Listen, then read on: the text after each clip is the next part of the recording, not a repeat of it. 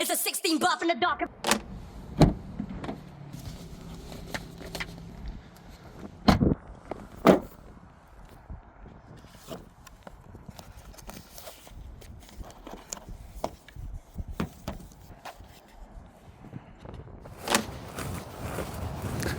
How are you?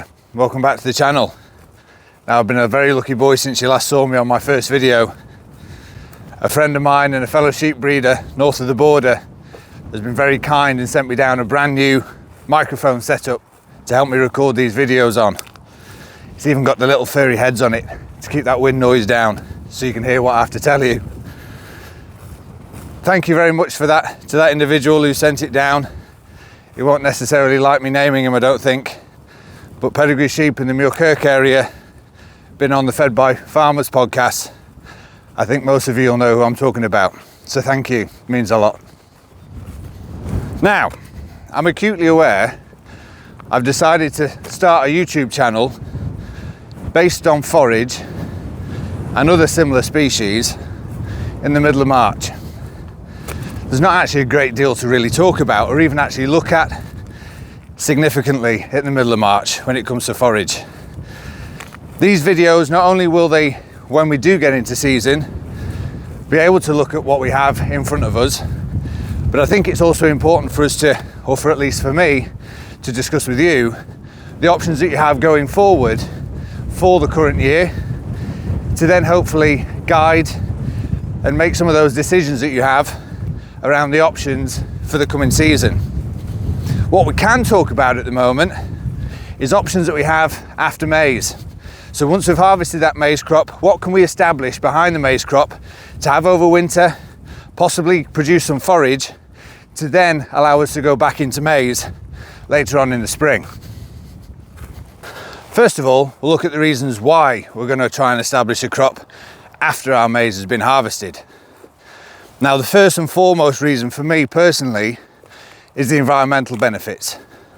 As a crop, maize hasn't always had the best image from an environmental point of view, especially when that's teed in with difficult harvests. Now, a lot of that is being mitigated, especially with the development of early maize varieties, getting that maize off in better conditions earlier. But even so, if we think about it, maize is going to be established April-May time, harvested September-October time. That's 5 to 6 months out of a year that crop's going to be growing in your maize ground. For the other 5 or 6 months of the year, it's potentially sat there bare. What are the risks during that period? Well, of course, if you don't have some sort of winter cover, soil erosion will be the first one. We massively increase the risks of runoff, loss of topsoil, and also nutrients that have been or will be leached over that period, not being retained by a growing crop. Ensuring that we have a crop established, as I say, in conjunction with the likes of an early maize variety, ensures that we keep that soil exactly where we want it to be in your field. We keep soils and nutrients out of watercourses, but also we keep that soil alive. It's constantly got a rooting system in there one way or another, either from the maize crop or the following crop that we've established. So we've got rooting structure and soil health living almost 365 days of the year. Now, another key reason of establishing a crop after your maize is the ability to produce extra forage. Again, in that window of 5, 6, maybe 7 months, depending on where you are in the country and when you get your maize harvested, there's a huge opportunity of producing forage within the rotation that normally would have lied dormant over that winter period. So not only are we lifting the overall environmental benefits, but also there's a huge potential to increase an overall yield of forage from that ground throughout that growing season. So what are the options that we have following maize? Now, routinely, wheat is a very popular choice. We know that maize can be used in arable rotations as a break crop, it's spring sown, and go back into wheat after the maize has been harvested. Within mixed rotations, again, wheat can be used following maize, and that following wheat crop then enables an ideal entry into a grass reseed once that's been harvested. But if it is that we're looking to grow maize perhaps on parts of the farm for 4 to 5 years, so we're going to be looking at options in between maize crops, What are the options that we have available to us? Well, there's three. There would be westerwolds, Italians, and the crop I'm in today, Forage Rye. Now, the first option for us to discuss are those westerwolds. Very popular choice throughout the UK with UK farmers looking to establish a crop after maize. And for all the right reasons. They're cheaper, they're the cheapest of the three when it comes to a seed purchase, but also they are very extreme in terms of their yield potential and their performance.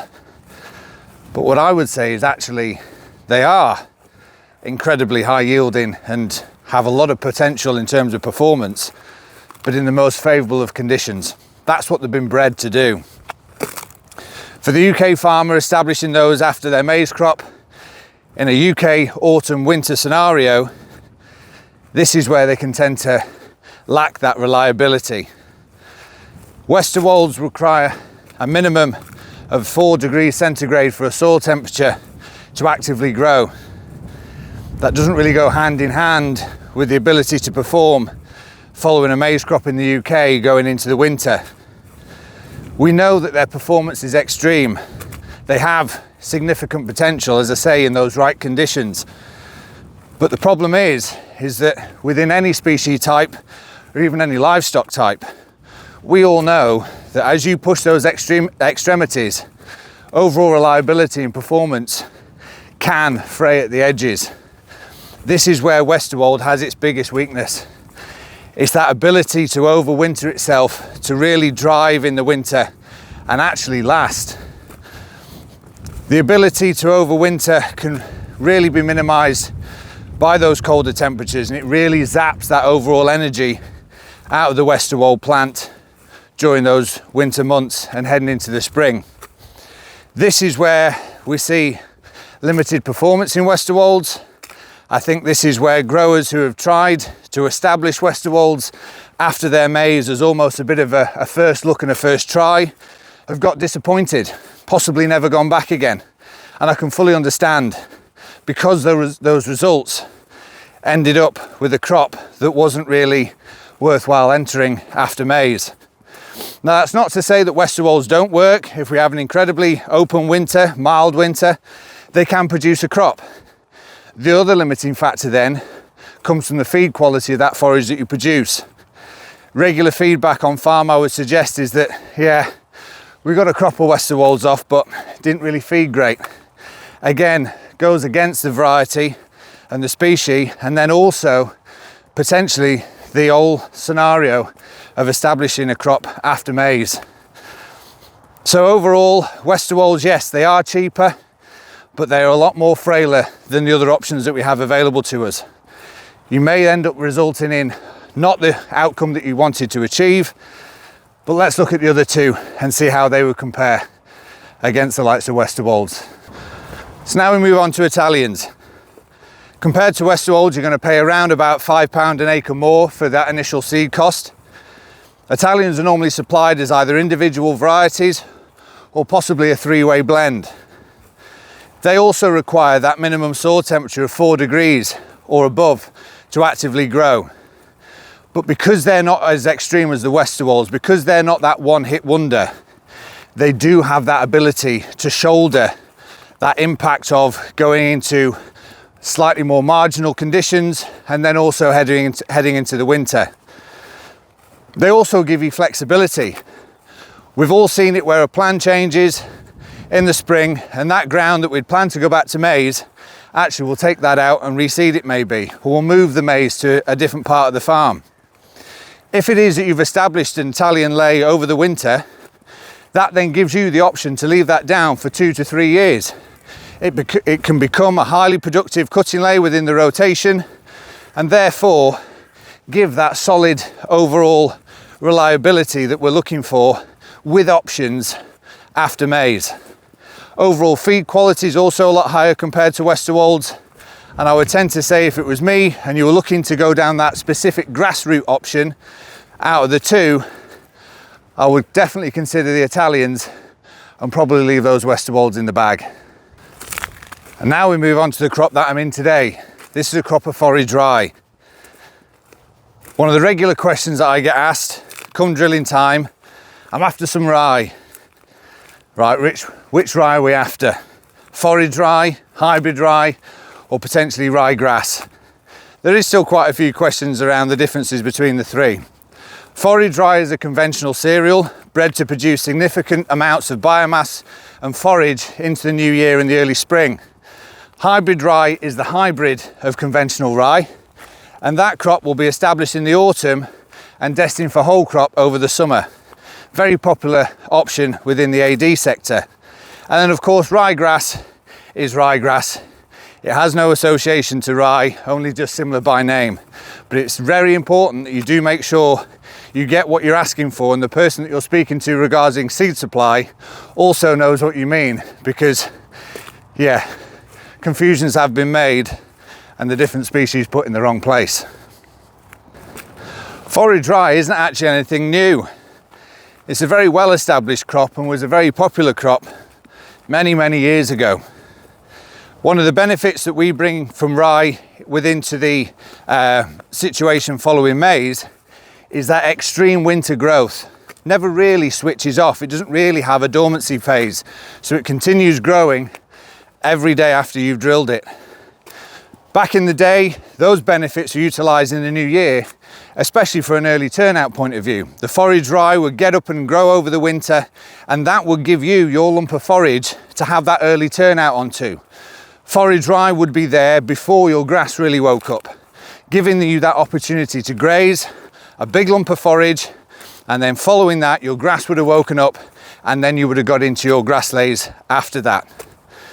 Because it has that limited dormancy over the winter and continues to grow, it gives us that significant robustness. In comparison to definitely westerwolds and also comparable to Italians, that level of robustness and reliability over winter from forage rye is relatively unmatched. Because of that rapid establishment and also that ability to produce a lot of cover over the winter very quickly, it ticks our environmental box really well. It's there, it gets its significant rooting system into the ground to ensure that we have as much green cover as we possibly can, a rooting structure that is significant to lock in and retain those soils and that nutrients where we want them to be, and also feeding forward into potential forage production in the spring. Now, from a cost point of view, you're going to be looking at another £5 in terms of seed cost. So above westerwolds, £10 an acre extra in terms of seed, and Italians another £5. But as I say, that return on investment for that overwinter cover from that growth habit of not really switching off over the winter is really valuable to have. So how are we going to establish this crop of forage rye after our maize has been harvested? Forage rye has the ability to go into the more colder seedbed temperatures, so it is your latest option in terms of crops to establish after maize. It can be drilled anywhere between the end of September well into November, depending on the winter that we're being given at the time. One thing that I would say is do not be tempted to drill forage rye too soon. Its ability to have that get up and go and create significant growth going into the winter, you really don't want these crops to be too far forward. As I say, drilled October to November is absolutely ideal. A seed rate of around about 125 kilos per acre and not too deep. No deeper than 10 mil. They're only very small seeds. If we drill them too deep, they're going to burn out of energy and potentially set the crop back if they do make it above the surface. My preferred method of establishment is keeping it simple. We're going to either direct drill or min-till these crops straight into the maize stubbles. You'll actually see some of the remnants of the maize stubble from the previous crop behind me in the video behind me today. What I would also say is not every year is perfect. The last 2 seasons in particular have definitely not been perfect. There may be the requirement and the ability to actually get in and plough some of these stubbles to create that better seed bed for your forage rye. We saw quite a bit of that this last year. We had significant amounts of rain in September, which really hampered maize harvest and also created a bit of surface damage. It actually then dried up quite nicely in October, which allowed ground to be turned over to create a better seed bed to establish that forage rye. Failing that, I'm always a big advocate of just drill what you can. Avoid those areas of the fields that might have been a bit wet, might have been a little bit rutted, and just get in those areas that you can. Think forward at the time of drilling. that you're eventually going to be mowing this crop, you want to make sure that the potential of any big stones that can interfere or damage mowers come the end of April, beginning of May, are well out the way. So always bear that in mind. Hopefully they're out the way already for the maize harvest, but if they are still there, just think about that and possibly look to roll these if you can and you can travel. Now we look at management of this forage rye crop that we've managed to establish after we've harvested our maize. Now you can do nothing. You can leave forage rye to go and do its own thing, and it will produce you a crop over the winter and into the spring for forage.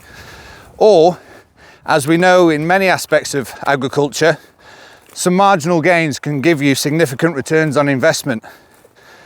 As soon as you can travel into the new year, I would always advise giving them a little bit of a tickle of nitrogen. The reason for that is that this crop is going to do significant growth between February and the end of April, when we're going to be looking to harvest.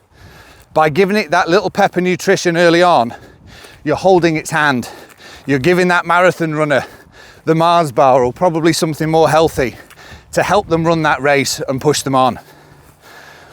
Might sound a little bit weird, a little bit crazy, but actually a little bit of growth reg doesn't do any harm either. Forage rye is a crop which can develop through apical dominance.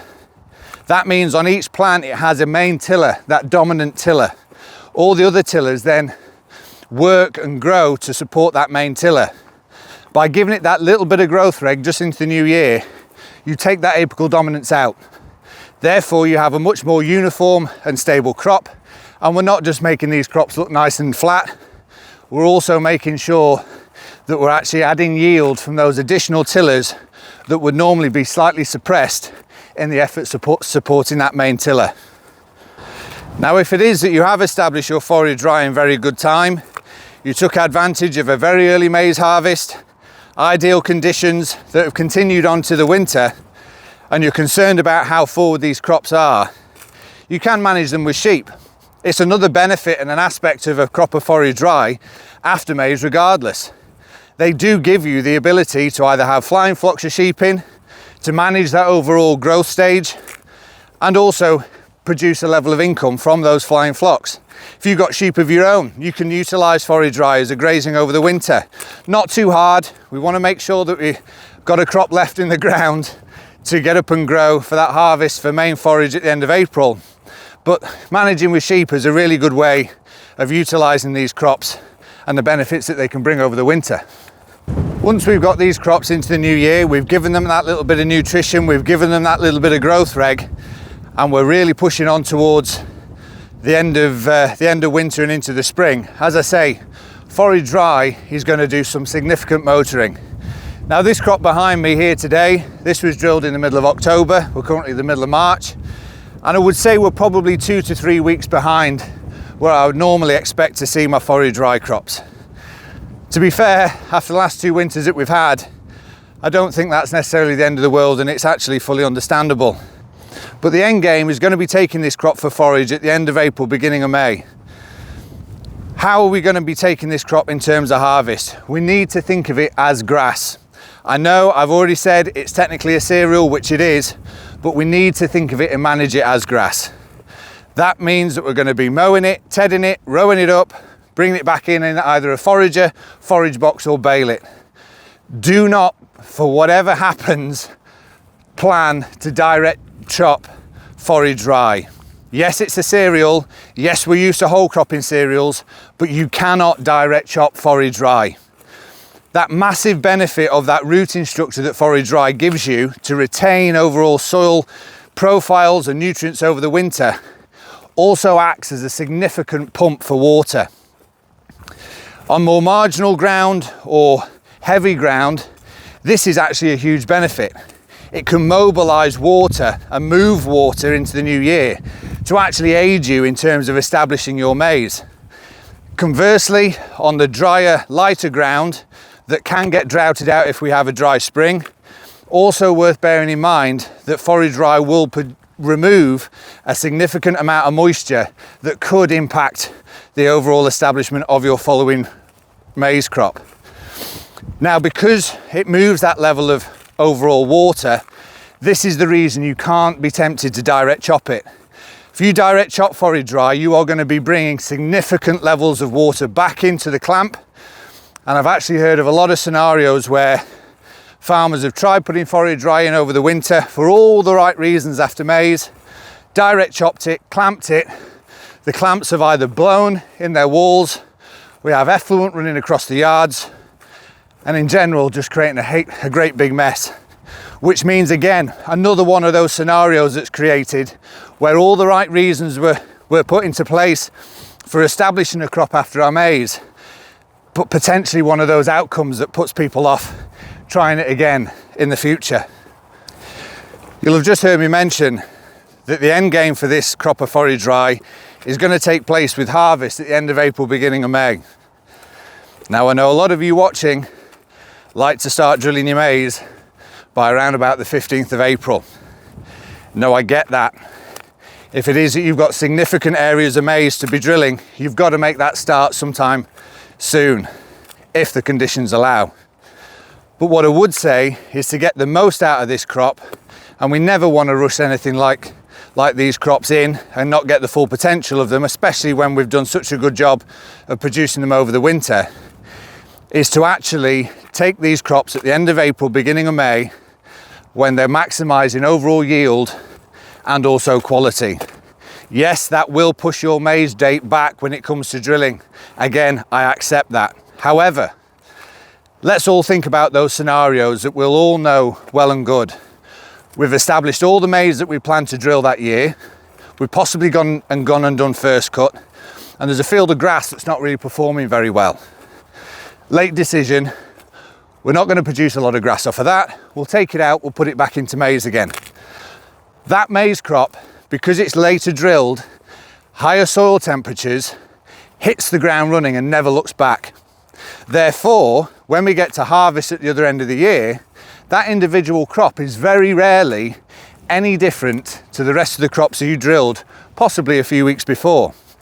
So in many cases, actually utilising forage rye and pushing our drilling dates of our existing maize crops back to get the best from the forage rye, we actually improve the maize. We know that maize is one of those crops that establishment is key. And if you can get maize into the high soil temperatures that doesn't look back, continues growing, that's half the battle done with maize. Then we move on to what the end product could look like come harvest. As I say, we're going to be looking to take this crop at the end of April, beginning of May. That's just when those awns are going to show. Awns at the end of April, beginning of May. Yeah, as I say, this crop is going to do significant amount of growth between the new year and the early spring. Those awns will just start to be showing at the top of the plant come the end of April, beginning of May, everything being equal. This is the ideal time to take forage rye at harvest. Not only are we making sure that we maximise overall yield, but also we're maximising the quality potential from that crop. As soon as those ears really start to emerge and that plant goes into significant stem extension, it's going to start laying down massive levels of lignin. It's getting ready to produce a 6 to 7 foot tall cereal at the other end of the year. Therefore, taking it, as our friends across the pond would refer to as bootlage, we're maximising overall yield and quality. So what does that yield look like? In terms of a fresh weight yield, we're going to be looking at around about 10 to 15 tonne per acre potential. ME around about 10 and a half perhaps. And proteins anything into the high teens. So real potential to produce not only a lump of forage, but actually quite a high quality forage in a part of the rotation that traditionally we may have been missing out on. Now, I've been working away at Forage Rye to try and fine tune the process that we have available to us and the option that we have with forage rye in between maize crops to make sure that we get those results that we really need. I do strongly believe that these crops that we establish over the winter need to be managed like a crop. If we manage them like a crop, they give us a crop and then give us those end results. We don't want to just be putting them in to give us that green cover, to tick the environmental box and produce us some sort of green forage at the other end of it that can either be baled or chucked in the bottom of a clamp somewhere. They need to give us that level of return. So after many evenings of trials, tribulations, reading, listening to what other people do, and actually through the likes of YouTube, I gained quite a bit of insight into what others are doing around the world as how they're maximising the outcomes of these sorts of types of crops. Now, a big shout out to the likes of the 10th generation dairy farmer on YouTube, who has a brilliant channel documenting what they do at home on their dairy farm, and actually giving me some pointers regarding what they do to get the best out of their crops of forage rye. The one aspect that we were missing out on when it came to the harvest process was actually tedding. Now, end of April, beginning of May, these crops have the potential to be 4 feet tall. And the concept and the idea of potentially tedding a crop didn't fill a lot of my customers with joy and satisfaction. So much so, when it came to the time, I actually agreed I'd be the one that would cut all these big long stems off the tedder rotors if it was to wrap up. But we did it, and we tried, and it worked. This is the opportunity where we actually started moving away from those sacrificial lumps of forage in between maize crops to really lifting those dry matters. We were getting away from those sort of high teens dry matter type crops to the high 20s, early 30s, really pushing that yield and quality, therefore making them a really viable crop to produce forage from that isn't just given away to young stock or dry cows. Within a dairy situation in particular, it can actually be a viable feedstock within the actual milking ration. For all the benefits of forage rye can bring, it's not the silver bullet. It's not just a case of stick it in the ground, do what Ben said, and it'll produce as a crop. It will have its limitations. However, compared to the likes of westerwolds that we discussed at the beginning of the video, I do think it is that option that gives you the most robustness and flexibility. It's definitely probably the reason why quite a lot of growers are still on the fence in terms of what they can establish after their maize have been harvested from possibly some of those experiences that they've had, or some of those fields that they've seen themselves that haven't necessarily worked. But overall, I think it's fair to say that bare maize stubbles over the winter are becoming few and few. Just the limiting factor of what we can establish after our maize and the ground conditions that we have from the weather that we've been given. But look, as I say, I'd give it a go.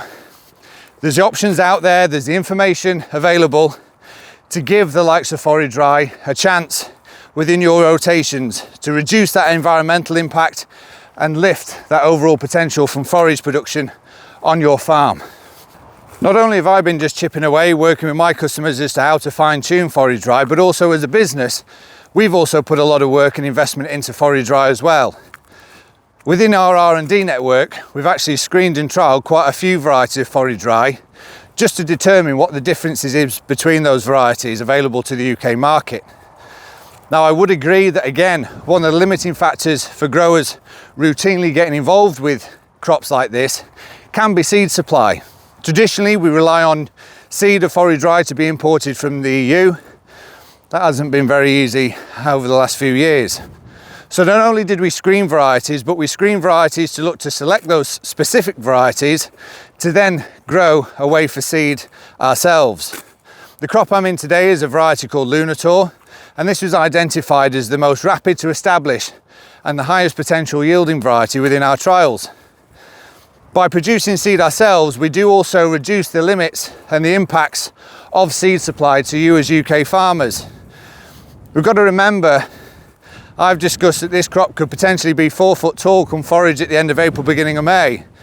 When it comes down to combining these crops, they're 6 or 7 feet tall.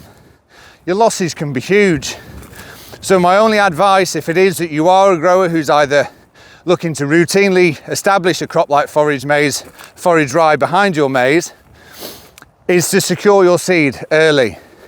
If you know at this time of the year the area of maize that you're going to be planting, and the ambition is to follow that with forage rye, get your seed booked.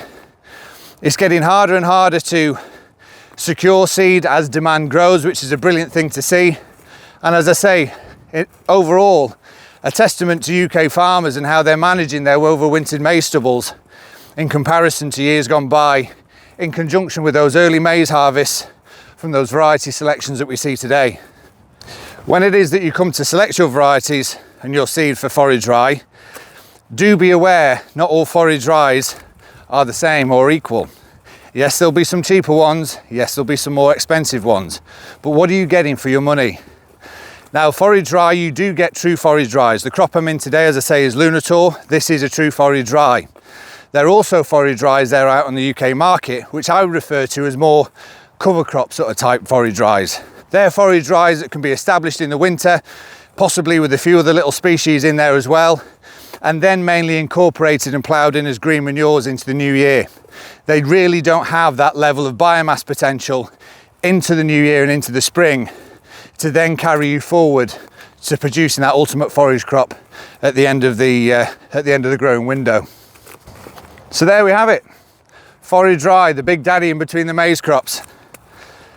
I hope this video has answered some of those questions, confirmed some of that detail around establishing the likes of a Forage Rye crop in between your maize at home.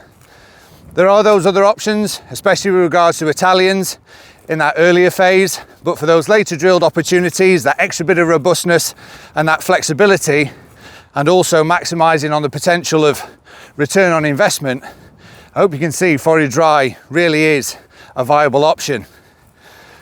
Going forward, I hope to bring more videos from the field. As I say, I'm acutely aware there's not a great deal going on now, but we will actually track this crop. I'll bring you with me all the way to harvest, and I'll actually put a bit of a time lapse at the end of this video today, just looking at the stages, the times of the year that we normally expect to see rye being established. Please remember, I'm not necessarily in the most favourable of conditions where I am today, so this isn't going to be one of those situations that is in the most favourable regions. Of course you can grow these things, we can't do that sort of type of thing. You probably can, and I know you can. So hopefully you find this useful. Hopefully you've picked up a lot of insight and information, and I look forward to seeing you on the next one. As ever, please like, subscribe, click the little bell, and please also put the comments in the bottom of what you'd like to see. I've got a lot of ideas around what I think I'd like to show you, but ultimately I want to hear from you. What do you want to hear me nattering on about? What questions do you want answering? What are you not too sure about, okay? So please put those comments down below, and I'll see you for the next one. Bye for now.